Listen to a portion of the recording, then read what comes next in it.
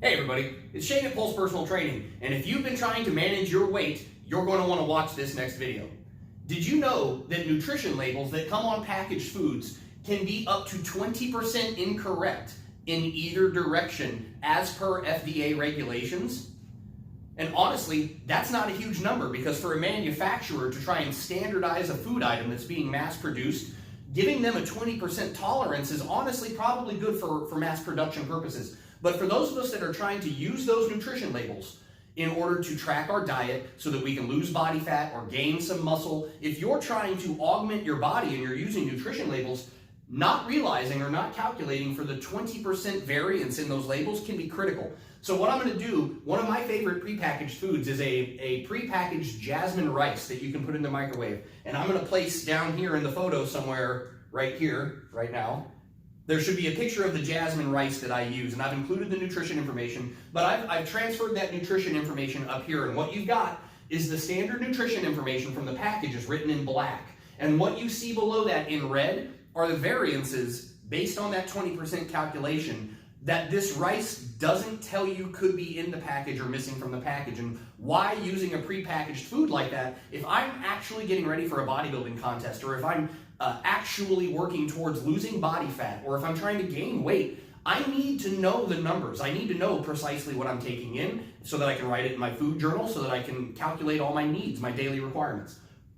If there are 20% variances in these numbers that I am not aware of or that I'm not accounting for, I might need to get rid of all the prepackaged foods. Instead of using rice that comes in a microwavable container, I might need to go back to actually cooking my rice in a rice cooker and then weighing it on the food scale. Eventually, everything needs to pass across the food scale, because most of your nutrition labels are assumptions.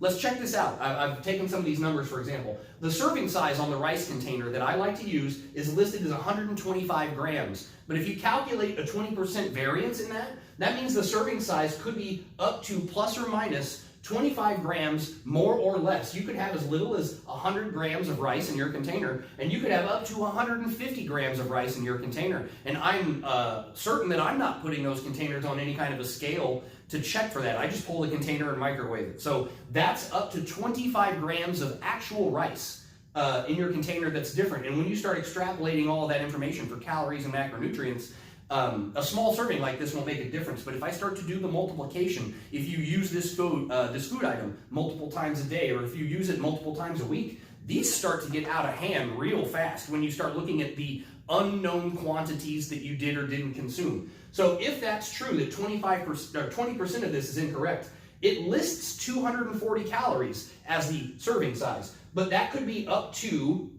or less than 48 calories. So I could have a package that has as little as 198 calories in it, which is less than I expected, or that means I could have a package with up to 288 calories in it, almost 300 calories that I didn't expect. That's an extra 50. And if I repeat that meal 2 or 3 times a day, I'm having hundreds of calories that I did not even calculate in my nutrition plan, because it's not even a factor. These red numbers do not appear on the nutrition label. And then again, macronutrients, if all of these are 20% incorrect, there's some variation. It says there's 48 grams of carbs in that container. For those of you that count your carbs, this is where it gets way out of hand. So if you're trying to control your blood sugar, or if you were a diabetic and you were looking at these back labels and you were trying to calculate insulin doses and stuff, this gets wacky, because you start thinking you know the number, but it's off. 48 grams of carbs per serving, but plus or minus 9.6 grams of carbohydrates. And I've had some people in here that they're dieting numbers because they may not be people that weigh a lot, or they may react very strongly to carbohydrates. A 10-gram variance is a huge amount of carbohydrates for variation, especially for those of you that might be keto practitioners. If you didn't realize that you were taking in an extra 10 grams of carbs every single meal, that could add up very, very quick, or vice versa. If you're noticing a lack of performance in the gym and you were consuming all of your carbohydrates from sources that were prepackaged, and you were habitually under-consuming and under-fueling yourself and wondering why you weren't recovering and why you weren't performing to your maximum. What if every serving was lacking in those sugars? What if every serving was low in carbohydrates, and every time you had that same thing, there is an unknown value that calculates out? Fats at 3.5 grams per serving is a variation of plus or minus 0.7. And I know 0.7 of anything may not seem like a lot, but that's grams of fat. Remember, fat is 9 calories per gram. The other two, carbohydrates and protein, are only 4 calories per gram. So this may be a smaller number, but in terms of this calorie count, that's a big part of it. And if you're trying to calculate your fats and there's a 20% variation that you don't know, that's a big deal. And then lastly, if you're trying to gain muscle, this is something that I hear all the time. I eat so much protein, man. I eat all this stuff all the time, and I just don't understand why I can't gain muscle, why I can't gain weight. If you are spending all the time and all the money to purchase protein, but you're purchasing prepackaged protein items that are coming with nutrition labels, and that frozen chicken breast out of a Tyson bag never goes across the food scale, or if you're taking something that's a microwavable dinner, and it says it has a fixed amount of protein in it, but you aren't calculating, it could be way off.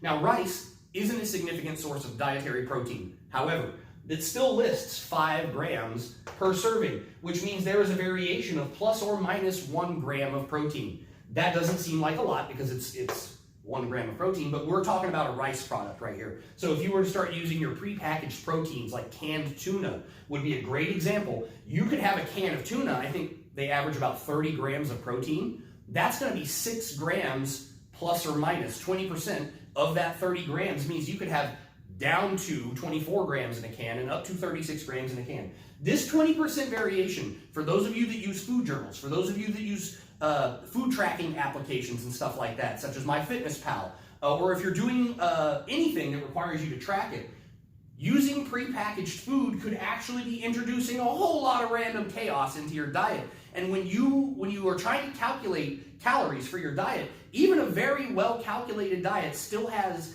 incalculables that factor in, that we just have these variations. Things like thermic effect of food. The food you eat physically costs you calories just to digest it. So if you're eating whole grain rice, this is going to cost more to digest than cream of rice cereal. So not only is there variation within the actual serving size, but then the foods you choose have variations in how many calories it requires to process them. So it's not that we're never going to know exactly how many calories you're taking in or exactly how many calories you need to burn, but we damn sure need to close the window on the unknowns. That's what it comes down to, is we have to minimize the amount of unknowns in a math equation. The more variables we have and the more unknown values that especially as we go into days and weeks into months, if you're repeating these foods and there's a 20% variance in your overall diet, there's no wonder you're not making measurable progress, or that it feels erratic, or that your scale jumps around.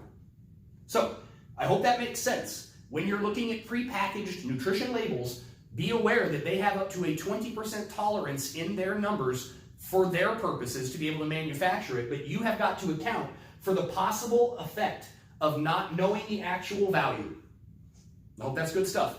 I certainly have had to look into that this week. That's something I didn't know enough about, and I hope that's something you learned a lot from too. If you liked the video, hit the like button. If you think this would help someone else, hit the share button, which is somewhere else over there. And like the Pulse Personal Training page. We do stuff like this all the time.